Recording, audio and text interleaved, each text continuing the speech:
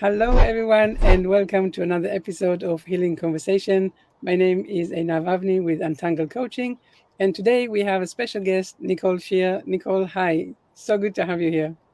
Hello, I'm super excited to be here today. Thank you. Excellent. So tell me a little bit about you. Oh, that famous question. You when you go on job interviews, you're like, "Oh God, what do I say?" I love that because you want to say, "Oh, do I start talking about my cat, my dog?" And I kind of play with that a little bit because it's fun. Um, so a little bit about my background is I did my undergrad. I like to talk about my education because I think it's important to tell people when I'm doing a model like this. I did my undergrad with conflict resolution and Mhm. business, and then I did my master's in industrial organizational psychology. I like to say you need a degree to say it or spell it. I don't know how my colleagues in this field would like me to say that, but I say that because I think it's kind of funny to say, and I will refer to it as IO psychology because it's easier to say it that way. And one of the things I noticed in that, and then I also have a processing learning disability in visual and auditory, and I'm big on equity and disability equity. That's something I'm a big component, and I do a lot of advocacy work in that area. So one of the things I noticed in in school and in work life and things is there were a lot of things that were not connected. And with the processing language stuff, I was like, I'm noticing patterns and things. And I've done a lot of healing modality work. I've done a lot of trainings around that. Why are things not connected? And so I started putting pieces together. Like and when I was in college, I would say to the business department, we have a great conflict resolution department here. Why aren't you using them? And they go, well, that's social work. And I go, don't you have conflict in business? And they just look at me with this like blank stare. And when I was doing my master's, I would I would put like communication with leadership, and I would do all these. The communication was like over in this other area to research, and I'd be like, wait a second, why aren't we having these modalities more mixed?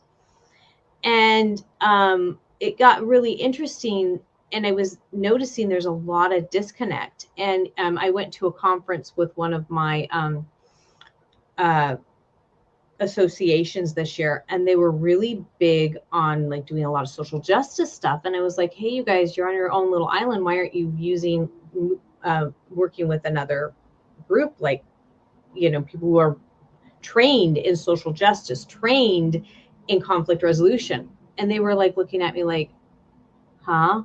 That's a good idea. And I'm like, wow. It's like it's almost like sometimes it's like there's this disconnect. And so that's how I started saying, because I've dealt with that disconnect in my brain with having this processing, why don't I start looking at the patterns? Why don't I start seeing what people are communicating? Because we're always speaking who we are, what we need, and what we want, but a lot of times we're not aware of it. Mhm. And I think Lazo, is it Lazo Tayo? It's Tao, says it started with watch your words, they become, no, watch your thoughts, they become your words. Watch your words, they become your habits. Watch your habits, they become your actions.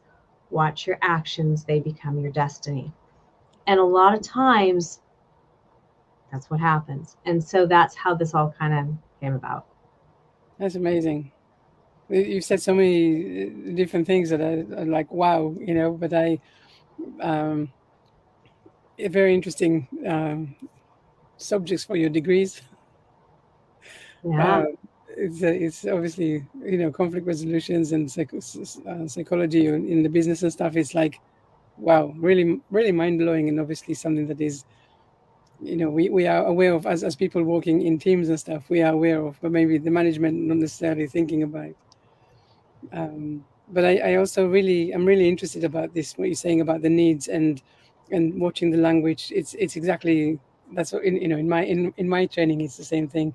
Like really, you get a trigger, and then you get your thoughts, your feelings, and then your actions, and because they're also automatic and they're habits, you just end up with the end result, not necessarily understanding how you got there.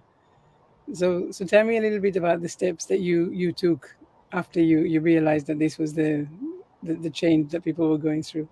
So what we realized was, because I worked with someone, we started brainstorming. We started looking at like Hippocrates and Jung, and we started seeing, personality. Well, how come our personality models aren't talking about communication and conflict resolution? It's like there's this disconnect. So we started looking at the basic of personality and said, what if we use common words? Because no one's going to say, hi, Chlorhydric, how are you today? No one's going to be able to spell that. I mean, no one uses those Greek words that Hippocrates uses. However, people are going to know when you say, oh, that person thinks they're important, or they're using important language. However, that person uses a lot of right language. However, that person tends to be, they like their surroundings a certain way, or their location a certain way. They like to control things a lot. Important is about goals. They like to get the prize. However, that person's very value is about, we use the word value because value, you're always thinking about, is it worth something? Cost benefit. Is that person's really indecisive? They can't make a decision because they can't figure out if it's going to cost them or benefit them. So we started seeing the patterns, and that people are really in these two patterns out of four constantly, which is what Hippocrates said like thousands of years ago. I mean, billions or whatever you want to say. And Jung has said similar stuff. And a lot of our regular personality things out there have been building on this, except they haven't brought communication into it. So, and they've either made it so complex that no one's going to pick up a book and want to read about you. I mean, I love a lot of the modalities out there. They're absolutely fabulous. They're wonderful. They help you self-discover, but they're not helping you communicate. I mean, I'm not going to sit there and study everybody and then I'm going to forget. I need something simple, quick, and easy to know how to communicate with you. So that was the thing we noticed, is they stopped at a certain point. And we wanted something so easy, so quick that you could, we can dive deeper. We really can. And believe me, this can dive so deep. You have no idea. It can provide healing. It can provide connection. It can provide you how to find your ideal person. I mean, that's like a wow thing. I actually didn't know this, but I was designing who my ideal person was when I was a teenager. And then as an adult, I wrote out my ideal person and manifested them. And then when I did this model, this was exactly what I had designed.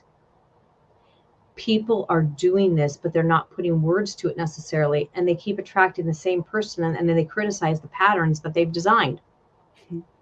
Crazy. However, but if you know those design patterns, you know what that person needs, then you can start working with it. Then you're not going to blame. Then you're not going to say you're like my ex. Well, yeah, they're like your ex. They use the same patterns, but then, and you can change what you like, or you can work better with what you like. So that's how it works. And then you also know what you like in the same that you're going to be drawn to, and what's different, because when we find our person that we end up dating, if you want to date or be in a relationship, you're in one that's the same as you and one that's different. And so and I talk about this in my TED Talk. I am a important value, and I like control value. And so we meet in the value, which is cost versus benefit. And we are opposite in important, and they're opposite in control. So we have to negotiate. We have to always be and value people. Were like the Jungle Book birds. What do you want to do tonight? I don't know. What do you want to do now? I don't know. Now don't start that again, from Jungle Book, and so we can never make a decision unless we can find a benefit. So we're very indecisive. Value is not morals and values. If you don't have value, You don't want it because you can't make a decision, and it'll drive you crazy. Um, Yeah. and people who are value actually go, oh God, you described to me. Oh, I so know. I know that struggle. Oh my gosh. Thank you. I now know I have to find a benefit. I mean, literally, they're like, you just described how I'm dealing in my life. And so I have to find a prize or a goal, a benefit in that to really make a decision. So for example, I'm not big on food. I can never make a decision what I want to eat, almost never, unless I can find a benefit to it. Where we're going to go to eat, my person has to make that decision for me almost always, because it just doesn't matter. There's no, so I have to find a prize in it or goal in it. And they're about their surroundings, and they like their location or their surroundings a particular way everywhere they go. So because an important person needs to be seen or will automatically do things to be seen everywhere they go, and a control person, unless they have important, doesn't necessarily want to be seen in the environment, most likely they don't, I have to tone it down, and we have to negotiate that so that I'm not doing things like, oh, puppy, and now I've drawn all this attention to us. And this is where you're negotiating and you're talking, and they have to be aware that I need that. And if they're not used to that, I may drive them crazy. My parents and I have had to have this discussion because both of them have no importance. And not that they're not important people, they don't do important. And so they have shushed me, and then I get louder, and it makes it worse. So because they want their environment, they don't want attention drawn to them in their environment. So it's learning how to negotiate. You resolve conflict, you communicate. So that's kind of how it works. That's an example of how it can work. Right. So did I understand correctly that you said that we have four needs that we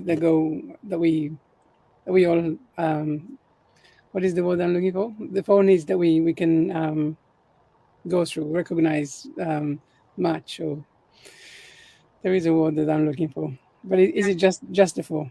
There's four, and we're two out of the four that Right. we're communicating. Okay. And so you say one of them is important, one of them is control, and the other two?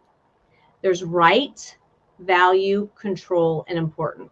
Right is about, I went through it quickly. Right is about good, bad, right, wrong. You're really thinking. I mean, you are constantly thinking about what's the best way to do this. What's the right way to do this? Um, and they're always in their head. I mean, and you have to really give that person time. If they're locked in on a right and they need to change their mind, give them time.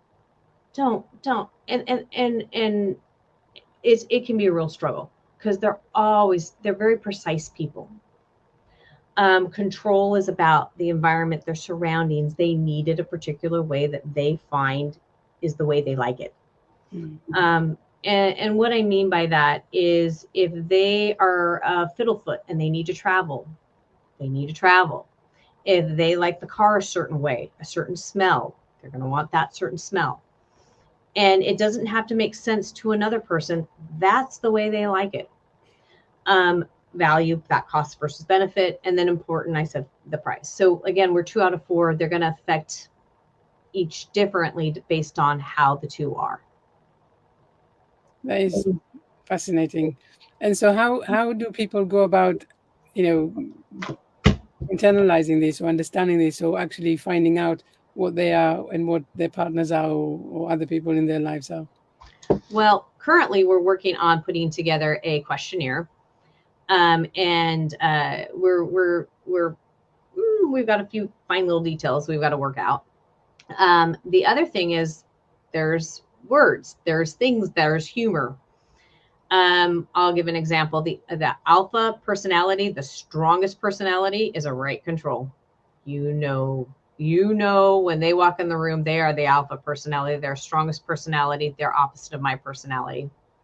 That one you know they're strong. So if I your more sales type people usually are your important rights, and not always. but a lot of times they'll have bigger hair for some reason. They just do. And they're more, they can be. Now, as I say this, each personality type is not good or bad. It's about finding balance within it. If I become too important and I'm not aware of the people around me, that's where it's a problem. That's why this is vital, because it's finding balance so that you can communicate with others. This is where we've lost some things in our society, where we aren't aware of ourselves. Like I said a second ago, I need to not let my parents shush me. I need to be aware what they need in the situation, and they need to be aware what I need. I will do things to be seen, whether I mean to or not. And if you shush me, it's going to cause a problem, because I may inadvertently break something because I don't have control, and I'm going to do things to be seen. Or I'm going to get louder, not meaning to. And if I don't give them the ability to have their environment a certain way, they're going to get more controlling and feel more uncomfortable and unsafe. So we have to figure out a way to work together and compromise. That's what I mean by we're having these needs, are we will communicate, we will be doing things.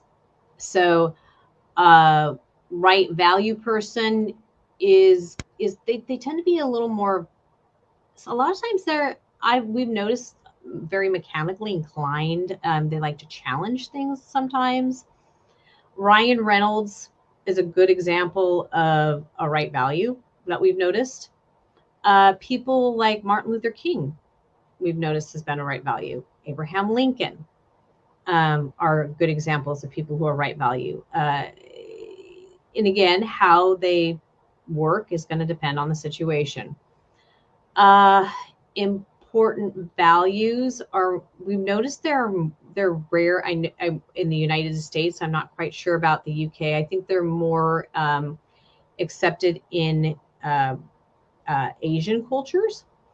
But a good person is the person who played Spider-Man. I think it's Tom Holland, Britney Spears. They're more, they're kind of more cute and quirky. I mean, if you ever watch Tom Holland's, he's doing this show and he's got all these puppies around him, and you're like, oh, that's kind of cute, quirky. Control important is more outward. They're more Justin Timberlake, we believe. He speaks more that way. Right value would be another one, would be probably more Ellen. Madonna would have been more of an RC, a right control. I'm trying to think of, make sure I have all of them that I've gotten out there. But that kind of gives you an idea. Madonna plowed the way. Your plowers, your people who are more into, assertive, very alpha. So see, a control value is behind the scenes. They're going to be more, not a big personality, very quiet. Those will be more your introvert people. So is that what you do when you meet people? You immediately find that you're listening to the words, and then you kind of put them in the, where they are on that scale. It's not, so sometimes people will, this more not is okay. How I do it is I do it more for connection. Right. Like yesterday, I was in a frame shop and I could tell the person was a right control. And in that case, because they are the opposite of me, I have to be very careful, because I will drive them crazy and I have to communicate with them. I was in another state and I had a man who was a right control, and he was going like this with me and being very aggressive. They can get very aggressive with me. It's been very, because I'm the opposite of them, and I have to learn how to resolve that conflict. And so I have to use their language. And I did, and he stopped. So it's a conflict resolution. So it's not to do, you can do harm, but people are doing this to do harm anyways. Mm-hmm.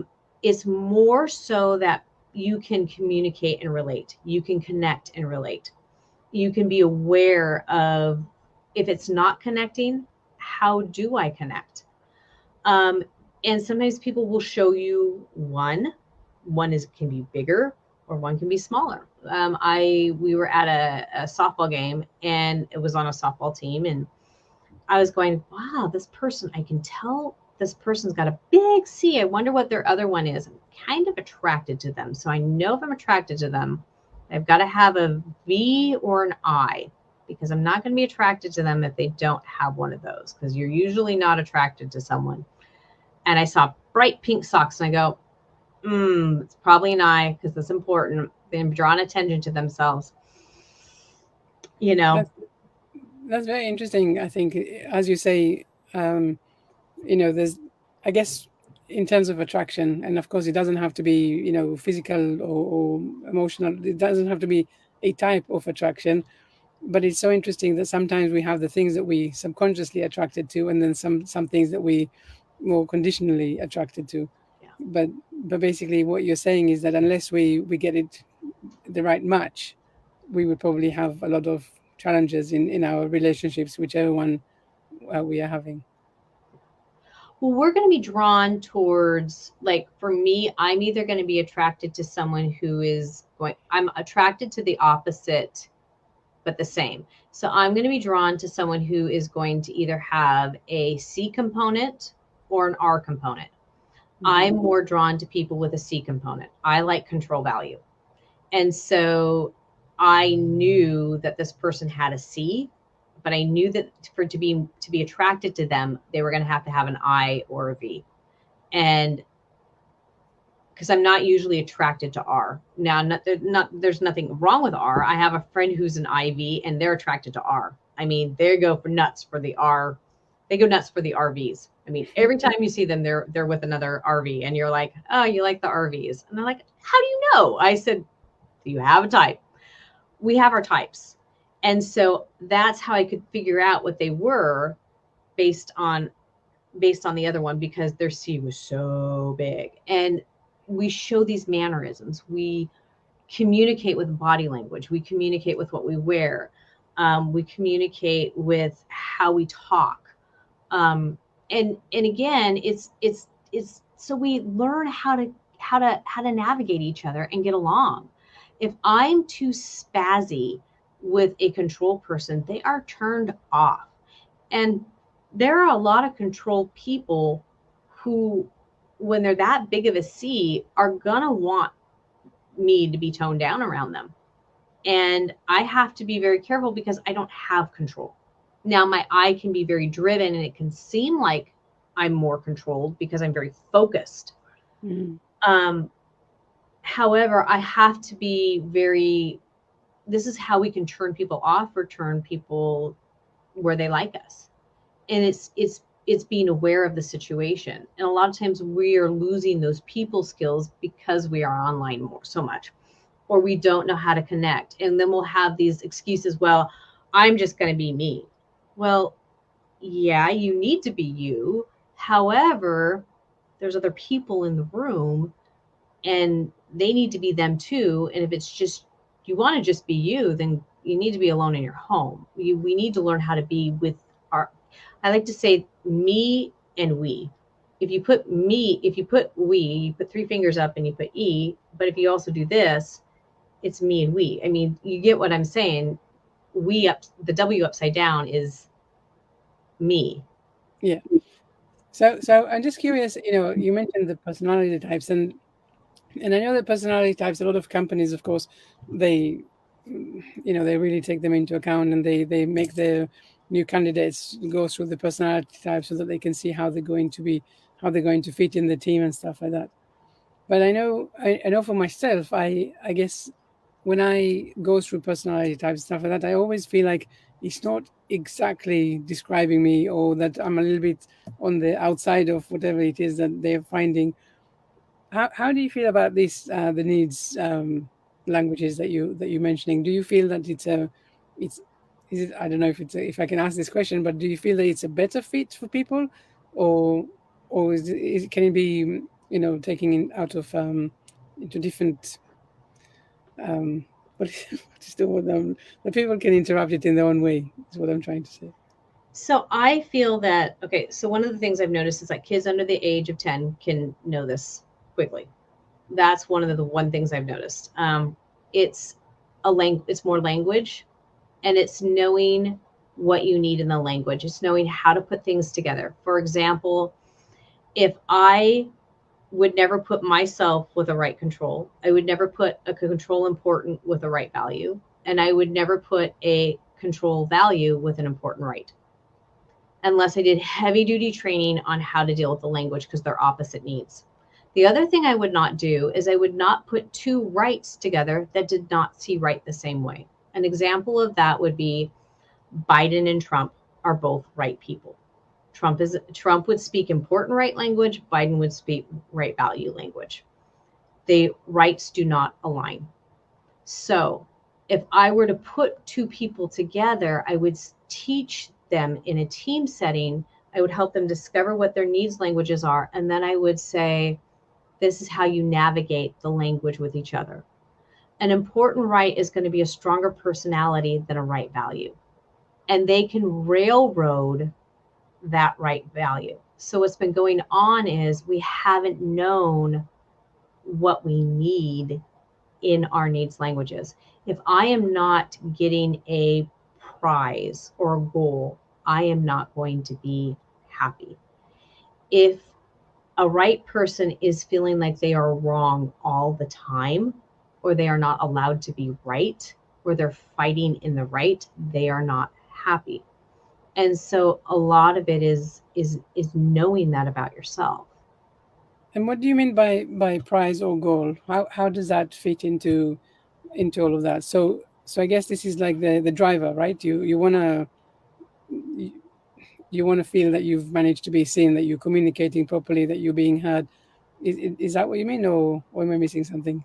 Well, the prize or the goal is going to depend on the situation. So, for example, I can it, it's a situation where like my partner is eating and I've decided I'm going to have a competition in the kitchen. I'm going to chop the vegetables and I'm going to see if I can get it done quicker than them and get it in a pan and get dinner. That can be my goal that I've gotten, and I did it. That's my prize. I was able to beat them and they didn't even know it. It depends on what it is in that moment. But I have to have something. This is why you'll hear someone is so driven that you're like, can't you put something down? That is, and they're usually your inspiration person, and they're out there being seen by, that's what I mean. And I have to find balance in that so that I'm not either so depressed because I don't have anything I'm doing, or I'm not doing so much that I'm burning myself out. And so there's that fine line. And the prize is going to depend on what I define it to be. Right. Fascinating. So tell me a little bit about the book. I can see a book behind you. What is that? And So yes, I, what can you I, share? I have four out right now. I have one for dating, and they all start with the needs language. They all say bring balance and belonging in. The one is dating. I have one for parenting. I have one for romantic relationships, and then I have one for the workplace. The workplace, they put a lot of research in. That's going to be more team based. The romantic relationships is going to be more fun based. There's a chapter in there about don't try and change your partner. They don't want to go through menopause.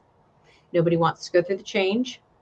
I had a lot of fun writing this. My editor was laughing throughout the whole thing because there was a lot of funny parts about that kind of stuff. I have a lot of humor around that. We have to have humor in our relationships. And then I'm working on a new one where I'm putting all of it together, adding more, because these are just more introductory type of things. I'm adding more, and I'm adding another component about really working with yourself. I'm adding a section on fashion because fashion does play a factor. I've walked into stores and I've gone, no, and because of the designer. And I know other people have too. And I'm also doing a section on musicians and how that pertains to the self, and a section on our thoughts and how that can manifest where you get out of balance with your thoughts and your needs language. So, yeah. So if I have a dream, Yeah. say Okay, I'll use my example, because one day I believe I am going to be a very big, I guess inspirational speaker, or maybe motivational. You never know the difference between them two. But this is the dream. Now, are you saying that if this is actually not aligning with my needs, language, and stuff, that actually maybe I'm not going to get it, not going to make it that way? So it depends on, if you have a dream that you are going to be a motivational speaker and your dream is to do that, I would say that what are your blockages? Blockages play a huge factor, and I would be working through your blockages. So if you were a value person and we're just going to take it with one of those needs languages, and you believe you are going to be a motivational speaker. Value is more of your feeling, because you're feeling whether it's going to cost you or benefit you. We know that money is, and it's not just about money. It can be time, it can be family, but that's a feeling thing. Everyone feels their money pocket. I mean, that's just, And so if you are feeling like, okay, I'm supposed to be this motivational speaker, but I need to pay for a coach and I don't have the money to pay for that to really learn, that's a blockage, and so you're blocking yourself from that dream. And so are you going to get it? You're going to be less likely. Um, and so those are things maybe you might want to think about dealing with.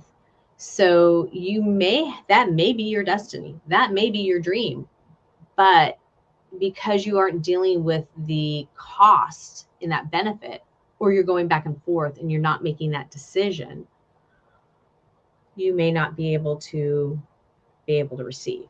Your receiver button's broken. Your receiver button needs to heal. Right. So basically, we've identified a journey, not necessarily saying it's going to be or not going to be. It's really what is coming in the way, or what is about to come. Yeah. What can you tell me very briefly about the what blockages would be with people that are the other types, like important value and not value, right, and see what do you see? Not curious. Right. Okay. So control could be Control. that so let's say your dream is to be a speaker and you aren't willing to leave your location because your location is safer than you're offered being able to speak in Florida, but you do not feel safe getting on a plane. And the only way to get to Florida is to get on a plane. And so there's no way you're getting on a plane, and because that's not going to be something out of your surroundings, you're not going to feel in control. Right would be you're wanting to be a motivational speaker, and you've got this amazing opportunity. However, it's not the you get in an argument with the person who's running the event because they didn't do things according to what you thought was the right way to do it. Simple. Right. According to what you believed. And important can be something along the lines of, they didn't provide you. It could be a little snarky. It could be that you didn't get the proper look that you wanted, or it could be that Reporting is enough. yeah, it could be that you aren't being seen the way you're wanting to be seen. It's important can also depend on the other needs languages too. So it could be that you don't feel it's the right venue for you because you need something better, or something along those lines. um, I've heard comments like that from people who I can know that importance one of their languages. So those are ways that it could be interpreted. I said this is very basic. We're doing this every day. It's just maybe bringing more awareness to it, Yeah. and it's bringing that balance. It's that bringing that, watch your thoughts, know what you want, and remove those blockages. You know. Yeah. No, this is really really interesting, because it's really introducing another way to of course, as you said, with others as well, but also with yourself, you can start looking at things in a different way. Not only what it is that I want, but also what is standing in my way, Yeah. which is probably going to enlighten all of us in some way. Yeah. Well, Yeah. and having people come around you is not only listening to your words, but listening to the words of other people and having them come around you. We cannot do this ourselves. This is why we have people come around us and help us. This is why, with me having a person come around me, they help me. I can't tell you. I was one time, this was really funny. I was one time talking to people and I'm all flailing, because I have no control. And we can have a lot of fun. We do this. I'm not right. Well, you're not important. Well, you're not in control. I mean, we have this like fun thing. But this person walked up next to me that was controlled, and immediately my movements became more controlled. I became more intentional.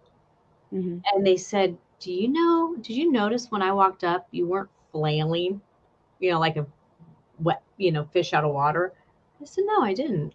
So, did that bother you that you were? I said, no, actually, I appreciate it because I need that. Now, another person may not appreciate that, and that's okay.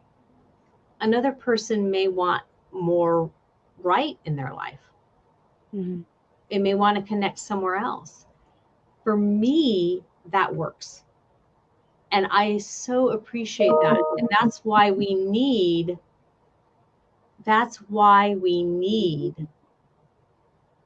other people to come in our lives. That's why we need the other one to come into our lives.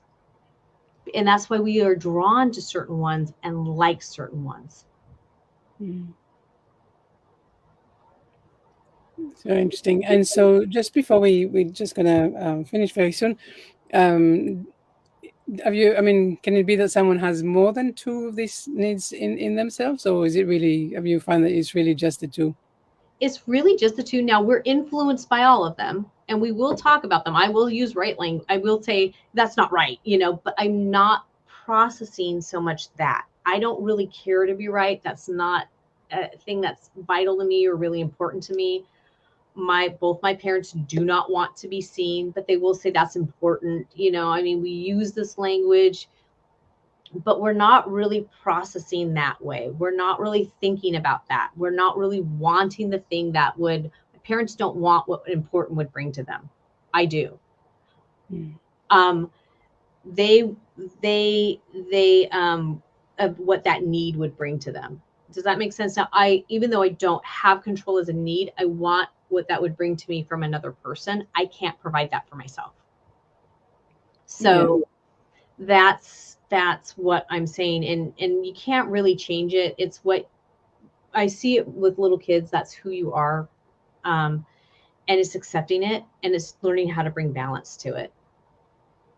But we do. Sometimes we want to be something else and we'll try, but it's really how we process and how we communicate. Right. And I understand. Of course, if you understand the language, if you understand how to communicate, then even if you don't have it, you will need to use this language to talk with that someone else if you want to make them feel seen or heard, or Yeah. to really have that Yeah. language that brings results, I guess. It's kind of like Um, culture. yeah. Yeah. Well, culture is a big word. Well, it's kind of like we have a lot of similar cultures here. We both speak English, but there's a little difference in our culture. Our Right. humor No, is a little absolutely. different. Okay. So basically, it's really it's the awareness, and also maybe putting our ego to one side so that we can maybe get things done together, or something along those lines. So Nicole, tell me before we finish, what do you have any message for the listeners? Something that they can take away as a finishing nugget. Well, I kind of like this analogy. We're all unique pieces of the puzzle, and we all fit in the puzzle. And so it's really finding your unique piece and seeing that you are that unique piece and knowing where you fit in, because that's part of belonging. And seeing that you are amazing. Find your balance, find your belonging, because you have amazing things to offer. And I'm going to give one more Nicoleism. We never celebrate are famous people like Mother Teresa or people who did Gandhi or Martin Luther King Mom Day or Aunt Day or Teacher Day. But if it wasn't for the people who spoke into their lives, we wouldn't have had the movements we've had. We wouldn't have had the changes and the things that have impacted our world and made it different. So your words matter. What you do matters. And those little things can impact people's lives to create those changes and ripple and ripple and ripple. So always remember that you are unique and you're impacting every single day. I love it. Good, great reminder. Thank you. Thank you so much, Nicole, for this really fascinating conversation. I'm definitely going to want to hear more about the languages, the needs, and to understand how to use them in my life. That's for sure. So thank you so much for being here. Thank you Thank for you. having me. Thank you. Thank you.